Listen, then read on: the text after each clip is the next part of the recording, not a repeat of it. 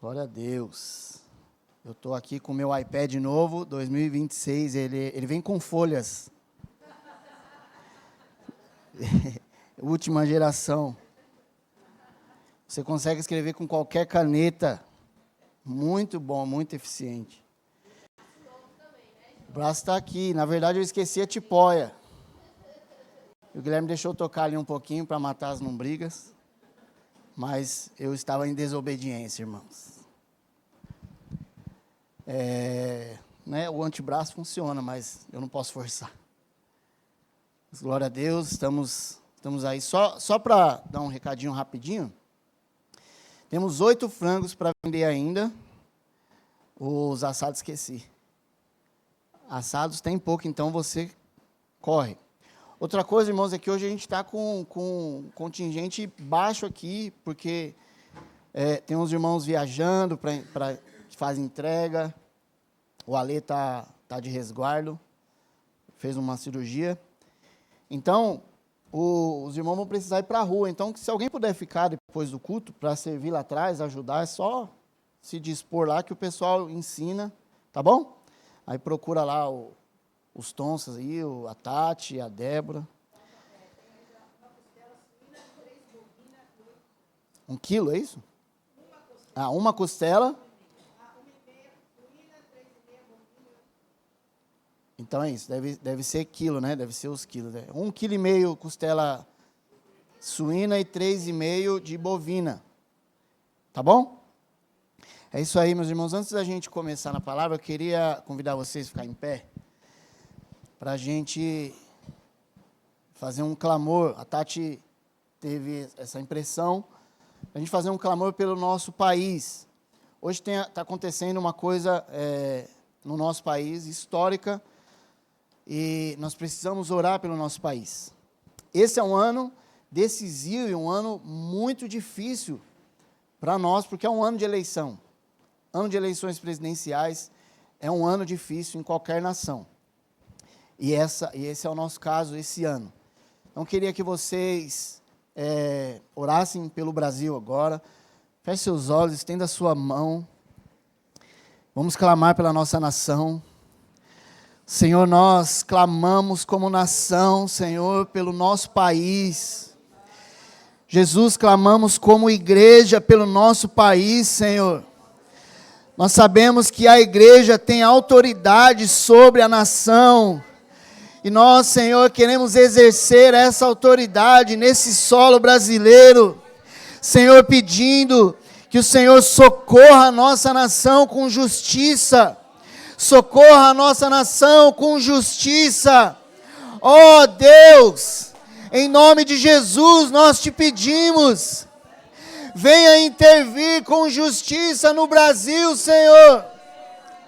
Tire a injustiça do nosso meio.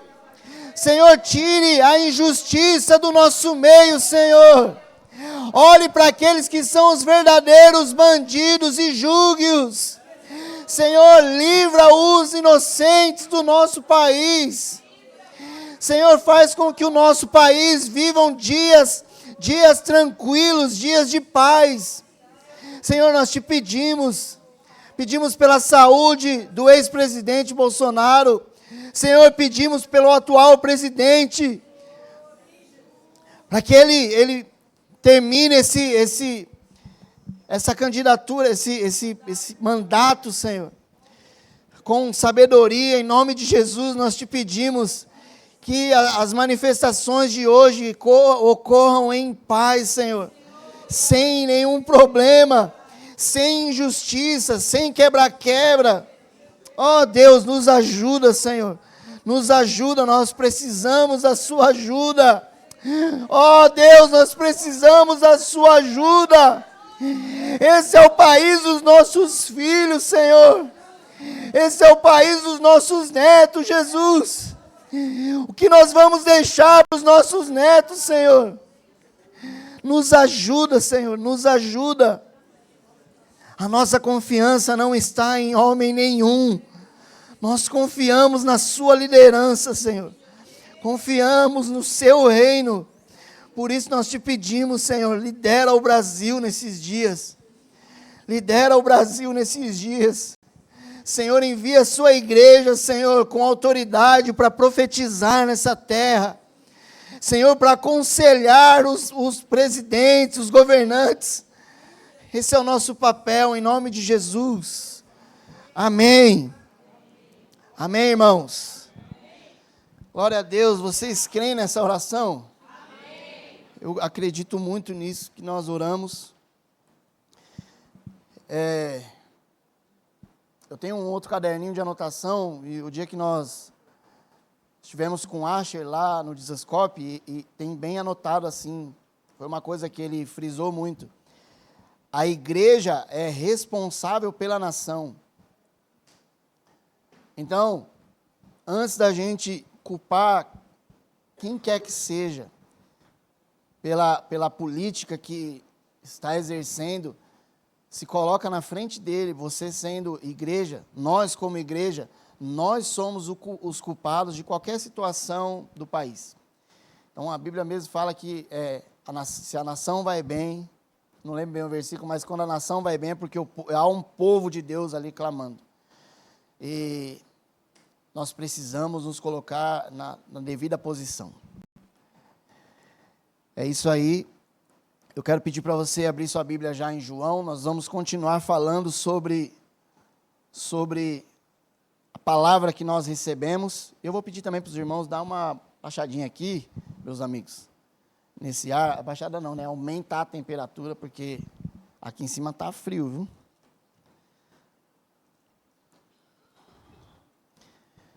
A gente tem ouvido, desde o ano passado, no finalzinho do ano, a gente começou a ouvir o Senhor falando sobre uma palavra que Ele queria nos direcionar. Então, nós entendemos desde o ano passado que nós precisávamos viver um ano de frutificar.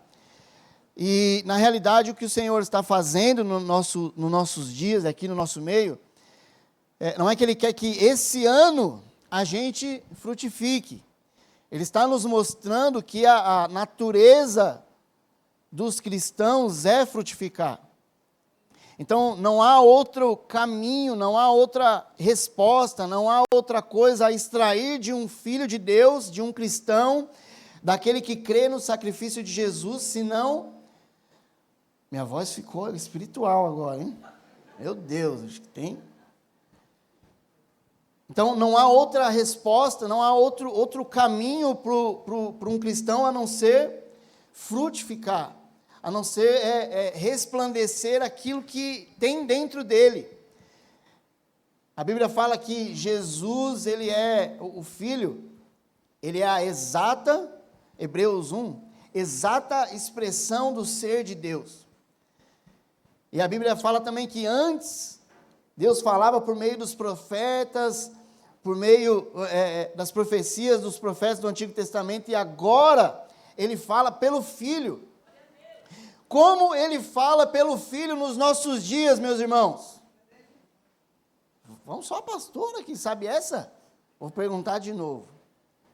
Como Ele fala através do Filho nesses dias? Através de nós, através da igreja. Por isso que nós clamamos aqui como igreja, com toda a autoridade que há em nós, porque Cristo está em nós. Por isso que nós oramos com autoridade, não porque nós somos muito espirituais e temos toda a autoridade, não, é porque nós somos igreja. E a igreja é a representação de Deus na terra, do Filho na terra. E foi isso que Ele deixou para nós. Então, se nós estamos atrás de glorificar o Pai, nós precisamos entender que só há glorificação no nome de Jesus, o nome de Jesus, nós só podemos glorificar se nós dermos frutos. Abre aí em João 15. Eu vou pedir para o Rafa, quando eu for falando os versículos, você joga aí também, mas você coloca os seus olhos na Bíblia, porque tem alguns versículos aqui que eu gosto de você ler, ver que é verdade na sua própria Bíblia. João 15, versículo 8.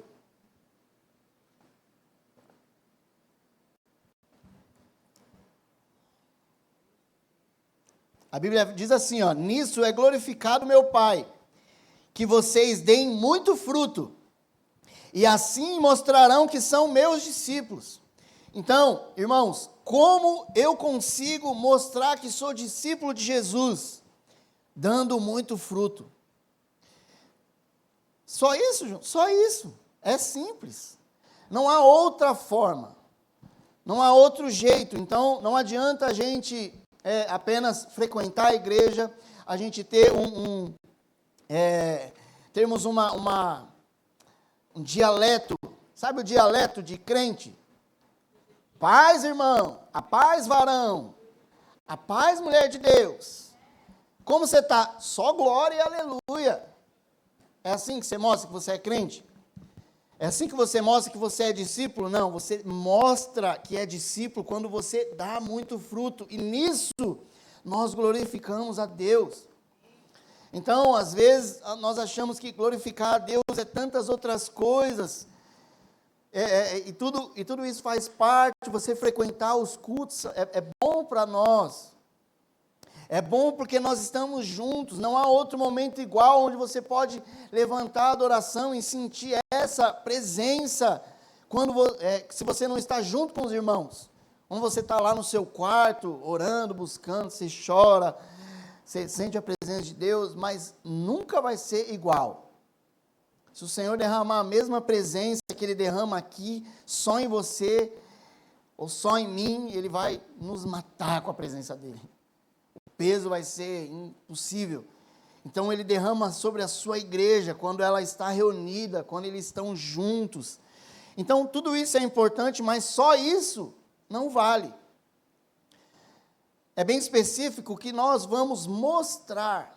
Então, não é se mostrar, é mostrar que somos discípulos de Jesus. Ou seja, precisa ter alguma característica parecida. Não dá para você conviver com uma pessoa e não ver nada de Jesus nela, a não ser um dialeto. E eu duvido que Jesus tinha dialeto de crente igual a gente, chamando os irmãos de varão. E aí como está? Só glória e aleluia. Com você no barco tudo vai bem. O discípulo falando para Jesus.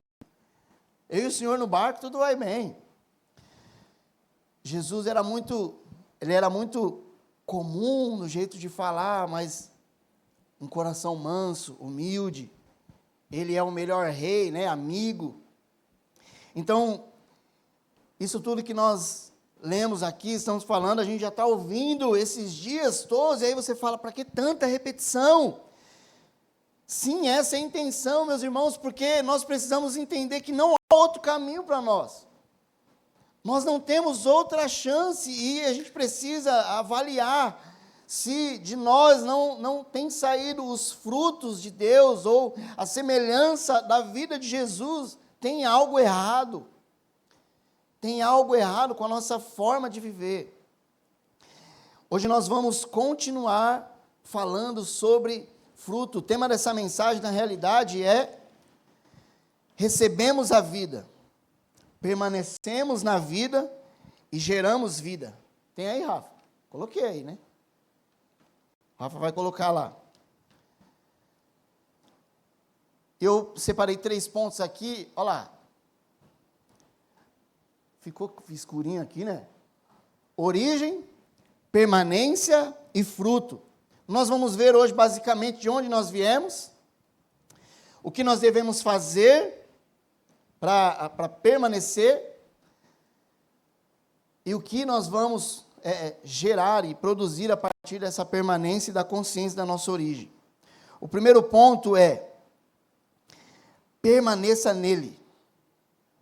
Não é negociável. Aí mesmo em João 15, onde nós começamos a ler, no versículo 5, diz assim a Bíblia, ó, Jesus falando: eu sou a videira, vocês são os ramos, quem permanece em mim e eu nele, esse dá muito fruto, porque sem mim nada vocês podem fazer, ou vocês não podem fazer nada. Jesus está dizendo assim: olha, eu sou a videira, eu sou a árvore, eu sou aquilo que vai dar vida, vocês são os ramos. Se vocês permanecerem em mim, vocês vão dar muito fruto. Isso é uma condicional. Se nós permanecermos em Jesus, Ele permanecerá em nós. Então, a parte dele está feita, você pode encarar como certo. Aí ele diz, se vocês permanecerem em mim, eu permanecerei em vós, vocês vão dar muito fruto. Qual a condição para nós frutificarmos, meus irmãos? Eu quero que vocês falem, pode falar, fica tranquilo. Permanecer. Agora, ele diz assim, ó, se vocês não permanecerem, ou seja, sem mim, vocês não podem fazer nada. Se a gente olhar para a vida das pessoas que não conhecem o Senhor, não vivem com o Senhor, elas, teoricamente, elas vivem uma vida normal? Teoricamente, sim. Se você olhar com os olhos naturais, elas fazem muitas coisas. Trabalham, estudam, casam. O que esse não podem fazer nada que Jesus está querendo dizer? Ele está querendo dizer assim, vocês não podem fazer nada de mim. Vocês não vão poder dar nada que eu tenho. Vocês não vão poder dar nada que está dentro de mim. Se vocês não ficarem em mim. Se vocês não permanecerem em mim. Então, nós temos uma coisa a se fazer a partir do momento que nós cremos no sacrifício de Jesus. Nós recebemos a salvação, recebemos a vida, porque dele recebemos. Nós temos uma coisa a fazer, permanecer em Jesus. E como eu disse no começo, permanecer em Jesus não tem a ver com rituais ou frequentar reuniões, fazer certas coisas. Não é só isso, irmãos. Permanecer em Jesus é muito mais que isso. É receber a causa do sacrifício de Jesus como uma coisa pessoal. Se Deus deu a vida dele por mim, Ele deu o Filho dele por mim, eu preciso responder isso. E só consegue responder isso com consciência de uma coisa muito grande. Quem verdadeiramente teve um encontro com o Senhor. Quem verdadeiramente eu não digo nem, eu não posso nem dizer que você valorizou o que Jesus fez, porque isso não vem de nós. Jesus deu a sua vida e a gente só consegue crer nele porque ele deu o dom da fé para a gente crer e se arrepender. Nós não somos capazes de nos arrepender dos nossos próprios pecados, porque em nós não tem bondade alguma que faz com que a gente veja o nosso erro. Então, irmãos, pensa que tudo que nós recebemos foi muita coisa. E agora com essa bênção, com essa vida que nós recebemos, nós precisamos entender que não podemos largar dela. Não podemos viver sem ela. Temos que agarrar a causa de Jesus e viver por ela. Em tudo que eu fizer. Aonde eu estiver, se eu estou no trabalho, eu vivo pela causa de Jesus. E quem estiver comigo vai conhecer o Senhor através da minha vida. Sem que eu fique falando varão, varoa. Porque os frutos de Jesus vão ser, eles vão aparecer. Não força o fruto do Senhor, não dá para forçar. Permanecer é continuar ligado na videira, na vida. Viver uma vida de dependência total. É muito raro nós vivermos uma vida dependente totalmente de Jesus. Você pode até dizer isso, mas na prática geralmente não é. Geralmente, nós vamos à oração, recorrer à oração, ao clamor, à súplica, quando nós estamos perdidos. Esse é o exemplo que nós fizemos aqui hoje. Irmãos, como nação, nós vivemos um tempo muito difícil, e agora o que a gente faz? Clama com desespero. Mas se a igreja estivesse vivendo ligada e dependente totalmente de Jesus, o Brasil estaria voando entre as maiores nações do mundo. Porque ela estaria regendo o governo e não sofrendo na mão do governo. Daniel foi escravo na Babilônia. E a Babilônia prosperou porque tinha um homem de Deus e um governante injusto e endemoniado. Meus irmãos, nós precisamos entender que nós somos de Jesus. Nós temos um dono, nós temos um Pai, nós temos um Senhor. Nós precisamos ter comunhão com o Senhor. Geralmente, há uma pesquisa que você fica muito parecido, se eu não me engano, com as 5 pessoas que você mais anda, não é isso? Então, eu vou dar um exemplo. Deixa eu beber uma água aqui. Vou dar um exemplo. Eu vim do gueto, certo? Motoboy há 20 anos. Ando com muito motoboy. Então, se você conversar comigo, eu sei falar, assim, sei conversar. Sei ser culto. Mas eu falo gíria. Ontem veio um amigo meu lá da Daytona, com o Felipe. Ele veio aqui e a gente conversou e tal, assim. Eu converso, não, mas se a gente estiver só entre nós, a gente vai falar gíria. Bate daqui, bate de lá. Gíria, tá, irmãos? Não palavrão, gíria. Eu sei me pôr. Por quê? Porque eu convivi muito tempo nesse meio. Não falo, agora os jovens mais novos têm umas gírias novas, né? Eu falo com meu sobrinho, ele fala assim, parece que ele está falando em outra língua. Nossa, vocês estão avançados, hein? As minhas gírias são mais antigas. Mas eu falo uns mano, assim, de vez em quando escapa. Se escapar assim numa conversa normal entre a gente, vocês me perdoem, viu? Mas é um exemplo de que a gente fica muito parecido com aquilo que a gente pratica ou com quem a gente convive. Você começa a pegar o jeito de falar. Por exemplo, você vai morar lá com o Paulinho no Rio de Janeiro por 1 ano, você vai voltar cariocão igual ele. Xixi para todo lado, mané, pô. Não é? Se você ficar lá no Nordeste, vai passar... por quê? Porque você vai pegando aquilo. Agora, por quê? Se nós somos cristãos há tanto tempo, a gente não consegue se parecer com aquele que, teoricamente, é o dono da nossa vida e a gente fala com ele todo dia, ou deveria falar. Nós lemos sobre ele todos os dias, ou deveríamos ler. Nós conhecemos os pensamentos dele, ou deveríamos conhecer, e a gente não consegue se parecer, algo está errado, meus amigos. Nós não estamos nos dando totalmente, nós não estamos tendo comunhão com Jesus. E isso que nós estamos tendo aqui não é comunhão. Isso não é comunhão, nós estamos juntos para adorar ao Senhor. Amém? Amém. Fiz um amém de propósito, só para a Lindy pegar aqui no vídeo. Ela falou, vou gravar só os seus amém. Eu fiz só um de propósito. Hoje eu estou ligado, Então, nós precisamos analisar a nossa fé. Isso não é comunhão. Sabe um exemplo que isso daqui não é comunhão? Nós vamos ter mais um domingo de ceia no próximo mês, né? E nós temos ceiado nas casas, nas igrejas caseiras. Por que a gente ceia nas casas? Porque na ceia há comunhão entre os irmãos com Deus. Na igreja caseira, são poucos irmãos, a gente come na mesa, a gente conversa, nós abrimos o coração, o Senhor está no centro da nossa conversa e a gente parte o pão. Nós estamos tendo comunhão. Nesse culto, nesse ajuntamento, nós, embora há Novo Tempo, a maioria se conhece, mas vamos dizer que aqui comece a ter cultos de 200 pessoas, que a gente não vai conhecer intimamente.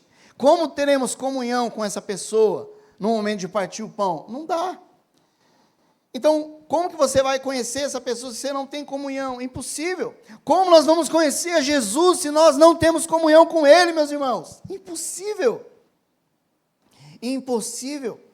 Então, nós precisamos entender que aquele que nos deu a vida, aquele que nos livrou da ira vindoura, aquele que nos salvou do nosso próprio eu, Ele quer conviver com a gente.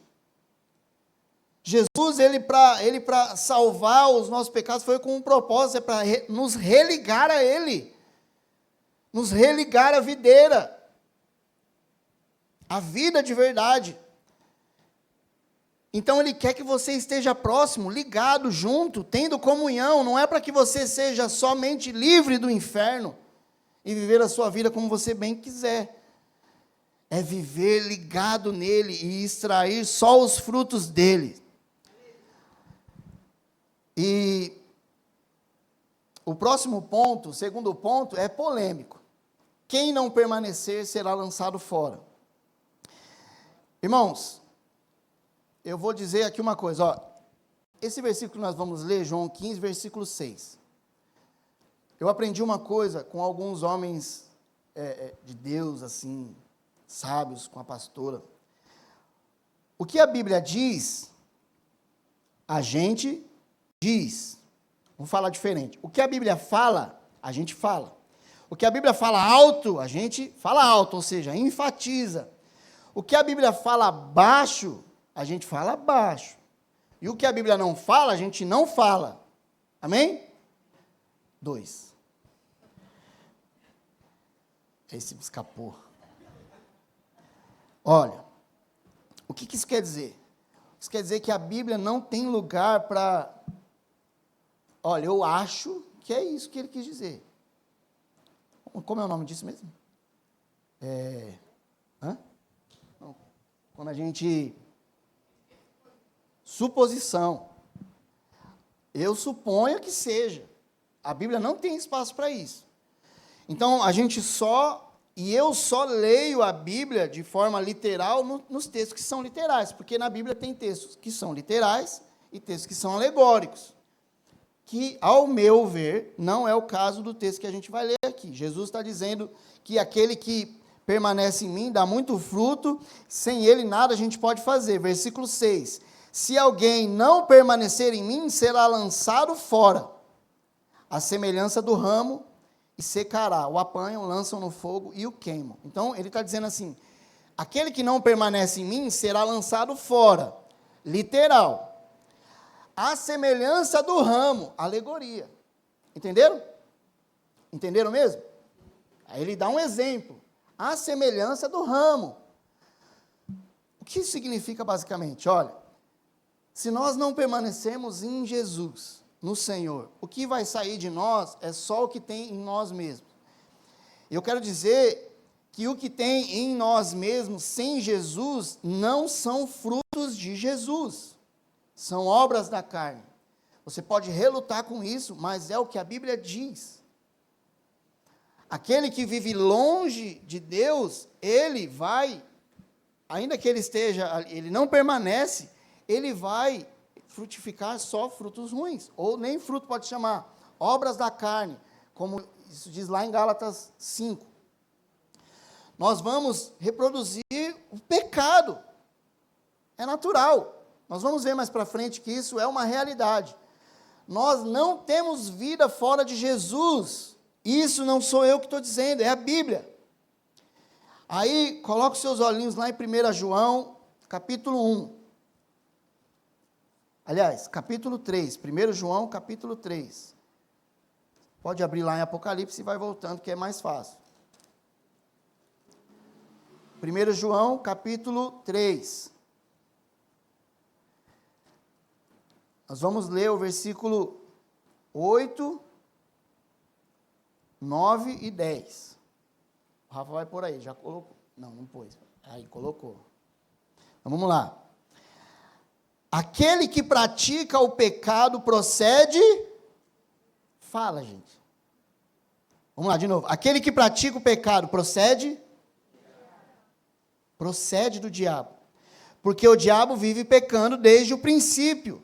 Para isso, se manifestou o Filho de Deus, para destruir as obras do diabo. O que o João está dizendo? Para isso, Jesus se entregou na cruz, para nos livrar da escravidão do pecado, destruir as obras do diabo. Mas antes ele diz, aquele que vive pecando procede do diabo. E meus irmãos, eu garanto que nós, sem Jesus, vamos viver pecando, porque nós não temos nada para oferecer de bom sem Ele. Uma criança do tamanho do Caleb, tira o celular do Caleb ali, eu duvido você tirar o celular do Caleb agora ali. A chupeta, o pirulito. Outra criança tirar. O que ele vai fazer? Ele vai querer para ele, porque ele é ele não converteu ainda, ele não é filho de Deus ainda, não é, ele vai converter. Ele vai querer para ele, dentro dele tem egoísmo, ele é uma criança. Ele vai querer para ele, eles vão brigar.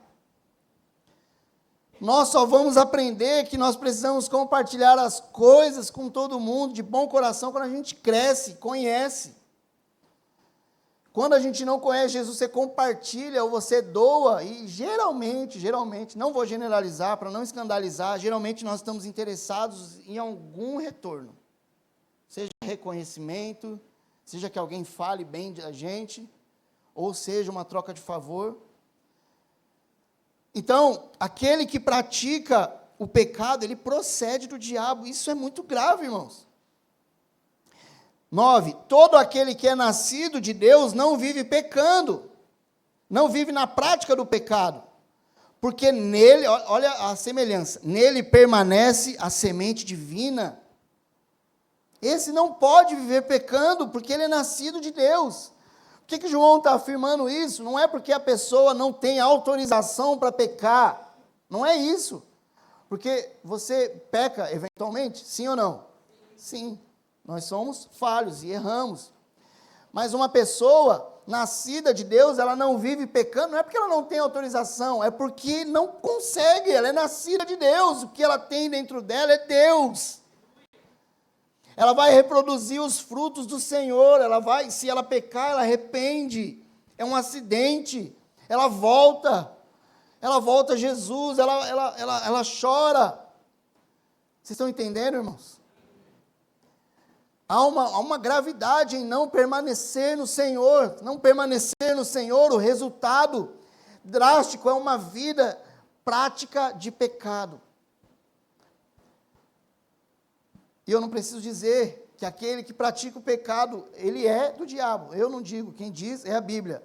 Nisso são manifestos os filhos de Deus e os filhos do diabo. Todo aquele que não pratica a justiça não procede de Deus. Não procede de Deus. E o mesmo vale para aquele que não ama o seu irmão. Aí ficou ruim, hein? Amém. Esse vale, né? Amém. Vocês estão entendendo?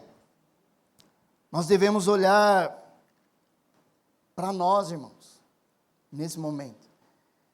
Porque se entre nós, se na nossa vida mesmo, você consegue analisar que você não está gerando esse tipo de fruto, você precisa voltar. Você precisa rever. Eu preciso rever. E uma coisa legal e essencial de viver em comunhão com os irmãos é que às vezes a gente não vê que nós estamos dando fruto nenhum, mas o irmão que está de fora vê. Aí o irmão chega e fala: irmão, você está praticando pecado. Aí você fala: é mesmo? Com que autoridade você fala isso? Com a autoridade de Jesus, do nosso rei, do nosso amado irmão mais velho, que me deu essa capacidade de ver você do outro lado. Nós não conseguimos olhar para nós mesmos sem um espelho. Por isso a gente precisa de uma outra pessoa. É por isso que Jesus usa as outras pessoas para dizer para a gente: você está errado, você esqueceu a tipóia, você tocou bateria. Eu fui exortado, quando eu desci da bateria, eu recebi tanta exortação que eu nem sei. Isso é valioso, irmãos. Então, se um irmão te chamar você com amor e falar: meu irmão, você está fazendo isso, talvez você não esteja percebendo. Ou você consegue perceber, não entenda como: quem é ele para falar? Quem é ele para falar dos meus filhos? Quem é ele para falar do meu jeito que eu trato meu marido, a minha esposa? Ele é seu irmão, ele te ama, ele está cumprindo aquilo que Jesus disse: amem os seus irmãos, ou amem uns aos outros como eu amei vocês. E o terceiro ponto: os frutos revelam a origem. Então, Gálatas 5, 22, coloca aí, Rafa, para nós, por favor. Gálatas 5, 22 vai falar sobre os frutos do Espírito. Antes disso, no versículo 16, ele vai começar a dizer ali que há uma luta entre a carne e o Espírito. E que nessa luta, se a carne prevalece, as obras da carne são imoralidade sexual, arrogância e um monte de coisa ruim. Que é aquilo que a gente produz de nós mesmos. Mas os frutos do Espírito é o amor, a alegria, a paz, a longanimidade, a benignidade, a bondade, a fidelidade. Tem mais? Mansidão, domínio próprio. Contra essas coisas não há lei. Aí você vê todas essas coisas e falam, tá bom, então é isso que tem que fazer? Então tá, vou começar a lutar para praticar. Não é assim. Não é assim, irmãos. Eu vou te explicar como não é assim, você vai concordar comigo que não é assim.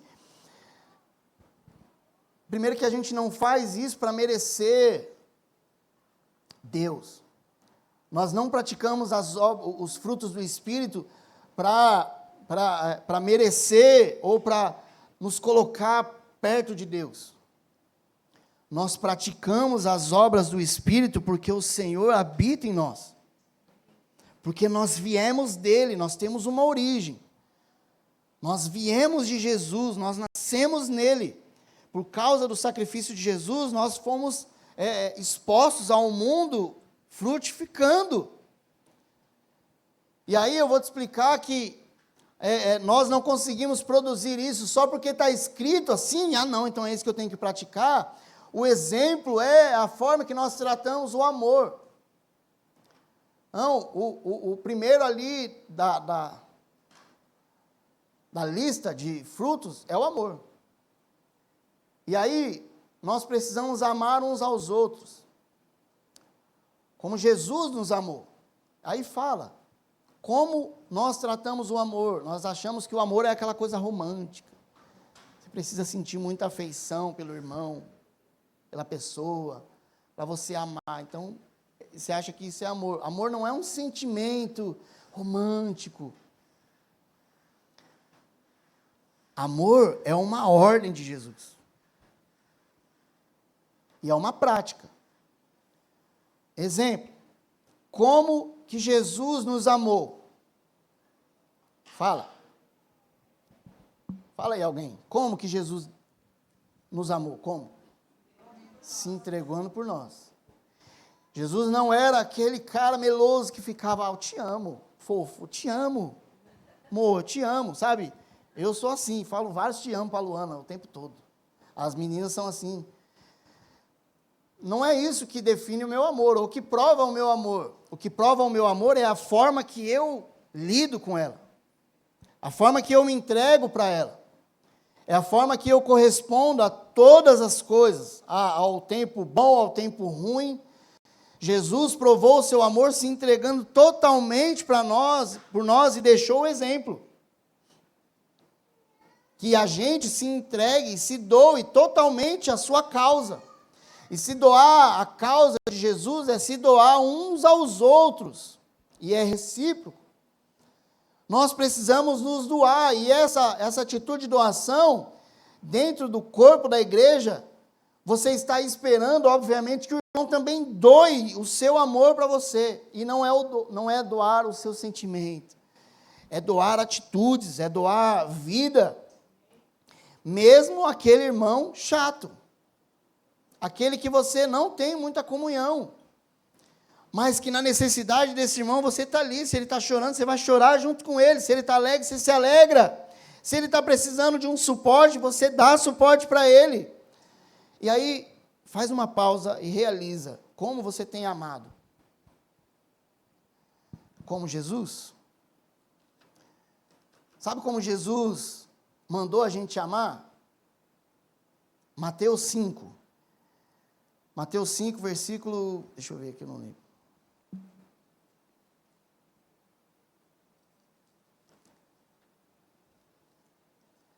Jesus mandou a gente amar de uma forma simples. Versículo 43. Jesus falando assim, vocês ouviram o que foi dito. Ame o seu próximo e odeie o seu inimigo. Jesus dizendo, eu, porém, lhes digo, amem os seus inimigos e orem pelos que perseguem vocês. Quem está praticando isso? Seja sincero. É difícil. Eu fui orar por um amigo agora há pouco aqui, engasguei. É difícil orar por quem persegue a gente. Você não sente nada. Mas eu devia estar romântico, né? Pô, Jesus, estou amando. Não está amando, sentindo. Você está amando, praticando. Realmente você quer o mal daquela pessoa? Às vezes você quer. Mas a gente não pode fazer o mal, praticar o mal. A gente tem que ir no caminho que o Senhor mandou. Orar pelos inimigos, ou aqueles que perseguem a gente, e amar os inimigos. Isso é difícil demais. Meu amigo, tem gente dentro das igrejas ouvindo a palavra que não ama o seu marido e a sua esposa. E não ama, não de romantizar a relação, não ama com as suas atitudes. Marido grosseiro, marido que não lava a louça quando ela pede. Marido que não ajuda. Esposa que não respeita. Essas coisas são simples.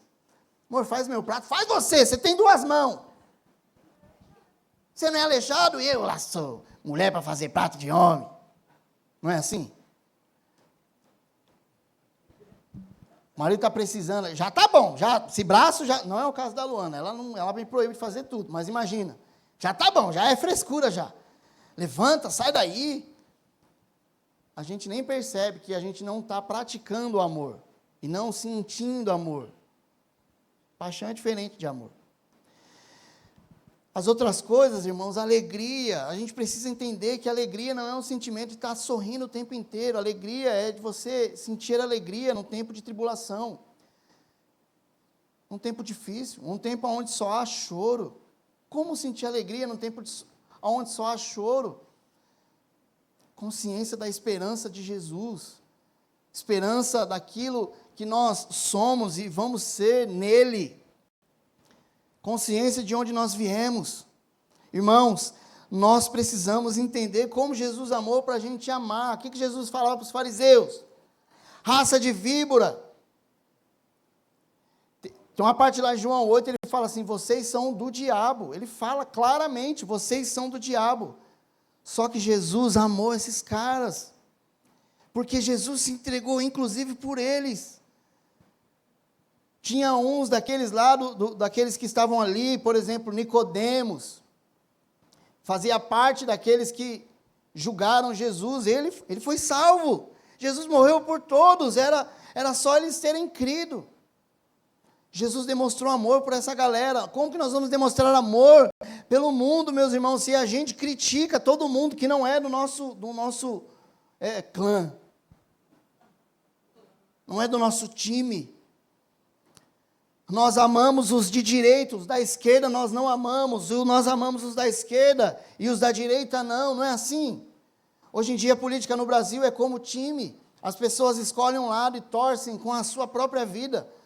Isso é ridículo, nós devemos amar a todos. Por quê? Porque Jesus mandou, e se você é dele, você tem que obedecer. E obedecer para aqueles que permanecem não deve ser difícil, deve ser uma coisa prazerosa. Então a gente precisa praticar. Falta de paciência, crente mal-humorado, crente que não é longânimo no sentido de ter paciência com o irmão que é difícil. Aquele irmão que é difícil, ele é difícil na fé, difícil de crer, difícil de avançar, a gente não tem paciência, quer largar logo. Nós precisamos dar frutos, meus irmãos. Que nós precisamos ter a consciência de quem nós somos. E essa é a parte principal, nós estamos caminhando para o fim. Abra a sua Bíblia em Efésios 1, e eu quero que você vá na sua Bíblia lá mesmo, que esse texto é bem importante, mas o Rafa vai passar aí também. Efésios 1.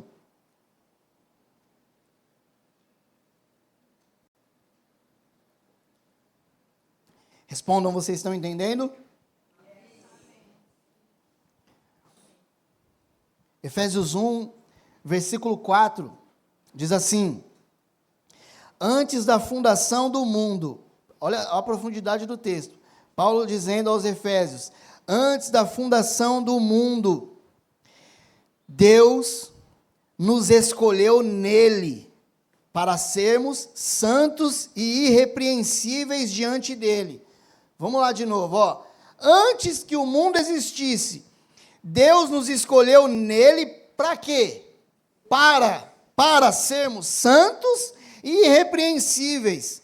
Quem é santo totalmente irrepreensível? Deus, Jesus. Nós fomos escolhidos antes que o mundo existisse. Irmãos, entenda isso. Deus não tinha feito o mundo ainda e Ele já tinha escolhido cada um de nós. Ou seja, nós já existíamos dentro dEle. E nós tínhamos um propósito: sermos santos e irrepreensíveis.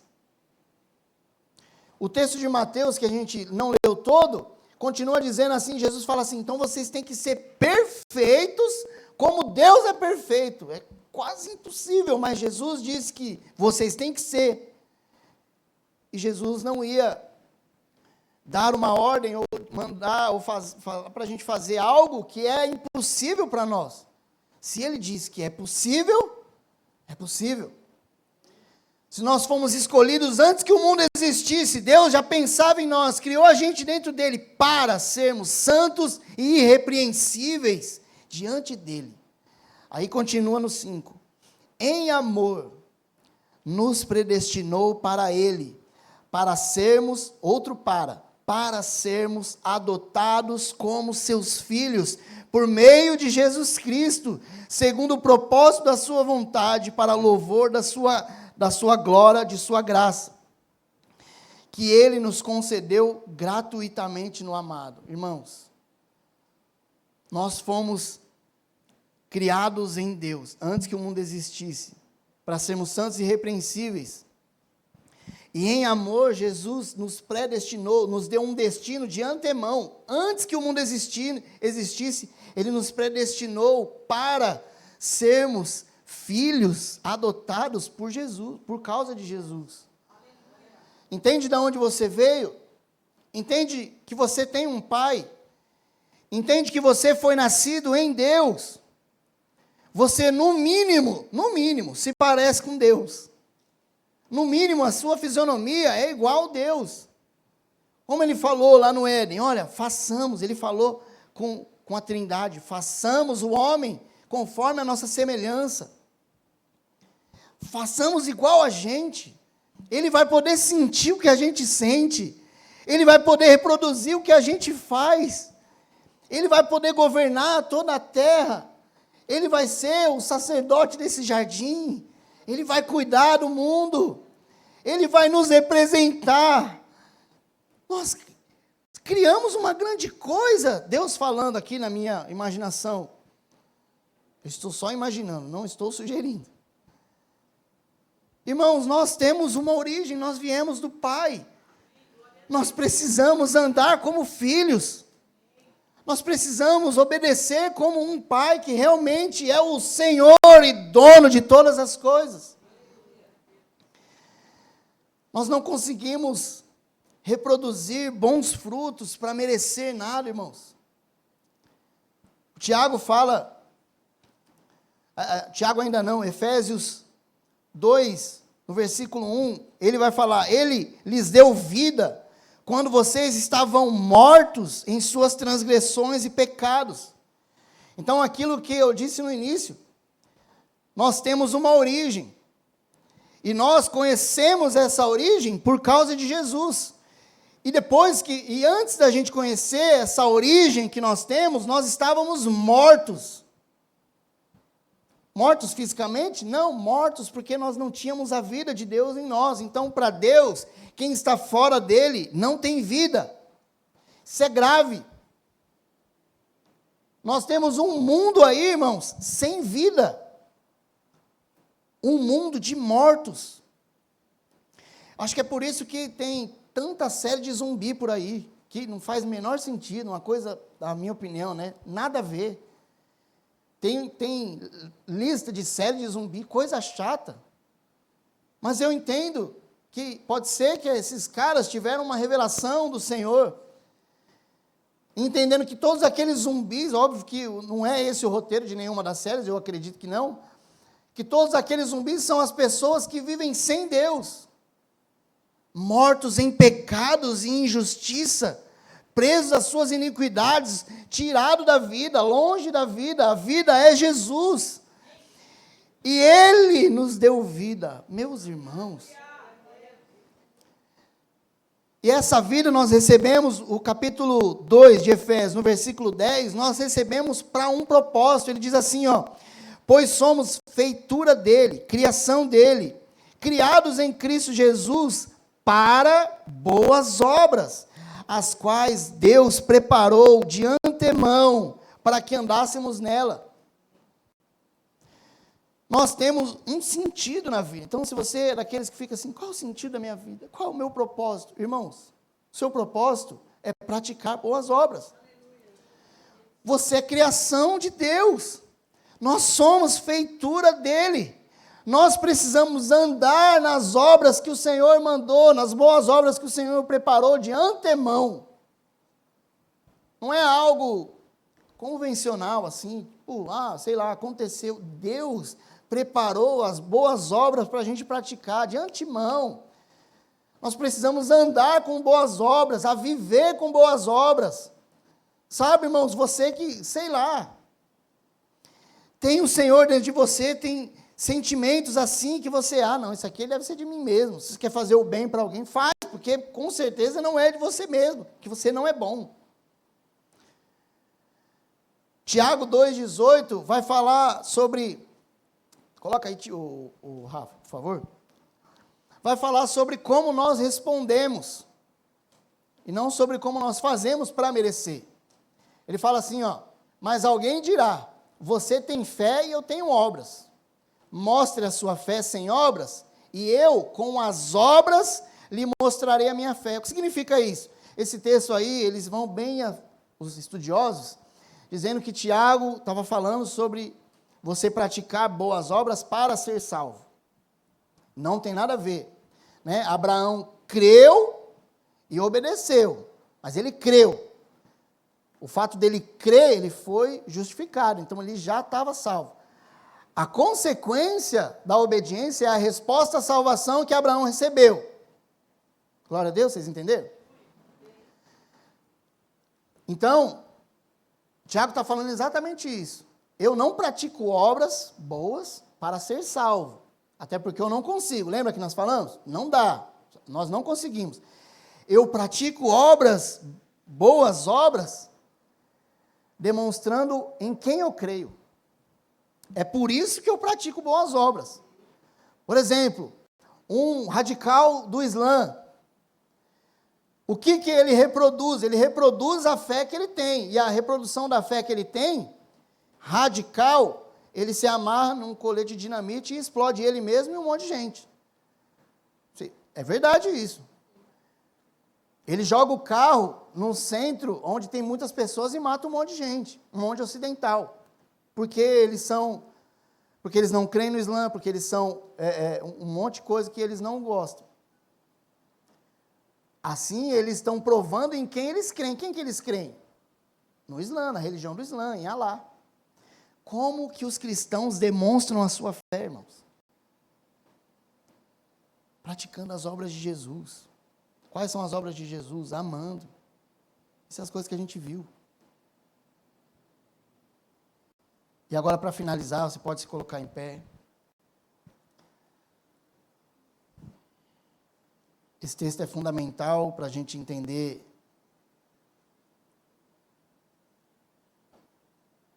e é um texto que eu amo muito, como esse de Efésios 1. Sempre leio quando eu quero ouvir Deus me mostrar que eu tenho um dono, que eu pertenço a alguém. Gosto de ler muito ele na igreja caseira. Tito 2, versículo 14, está dizendo assim, ele, Jesus, deu a si mesmo por nós, a fim de nos remir de toda a iniquidade e purificar para si mesmo um povo exclusivamente seu, dedicado a boas obras. Jesus deu a si mesmo para que nós fôssemos purificados de toda a iniquidade, de toda a raiz do pecado. Tudo isso foi lançado sobre ele, para que nós fôssemos um povo exclusivamente dele. Nós não podemos ser homens e mulheres com crise de identidade, com falta de pertencimento. Nós temos um dono, nós temos um Pai, nós temos um Senhor que nos ama incondicionalmente, independente das nossas atitudes. Ele não está esperando a gente praticar boas obras para nos amar. Ele nos ama incondicionalmente. Você é dele. Você é totalmente dele. Você pode dizer com toda a autoridade: eu sou do meu amado é meu. Feche os seus olhos e comece a dizer isso para ele. Comece a declarar isso como verdade para a sua vida. Nós não praticamos boas obras porque nós somos bons. Praticamos boas obras porque nós estamos respondendo ao nosso Senhor, ao nosso Pai. Ele é o nosso Rei. Existe um reino perfeito, irmãos, que virá, e nós precisamos viver com todas as nossas forças por causa desse reino, porque o rei desse reino é o nosso dono. Ele é o nosso dono. Você tem um dono. Não é exagero dizer que o Senhor é nosso dono.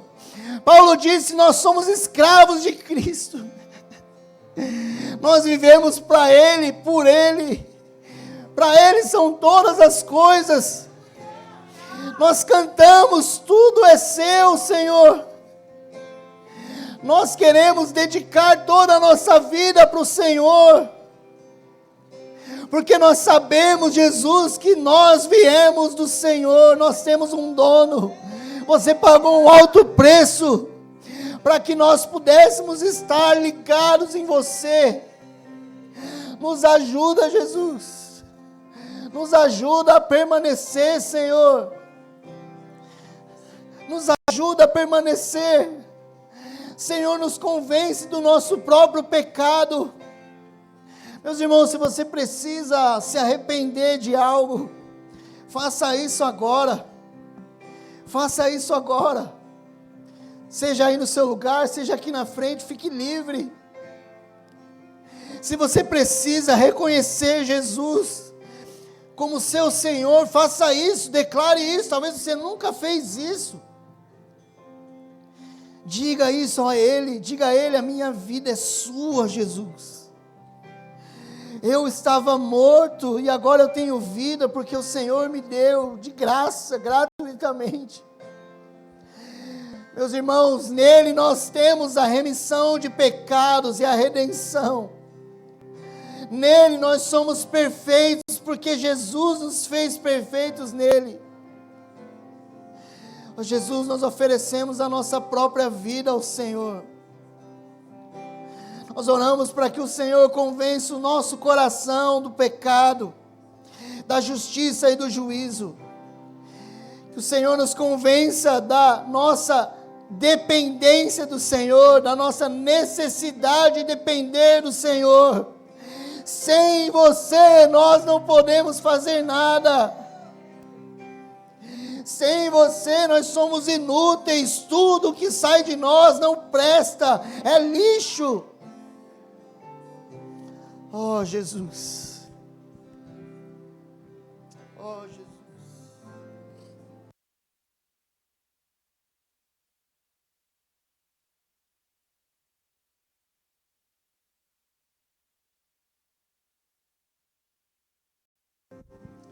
Não se distraia, continue ministrando ao Senhor, enquanto os músicos cantam uma canção.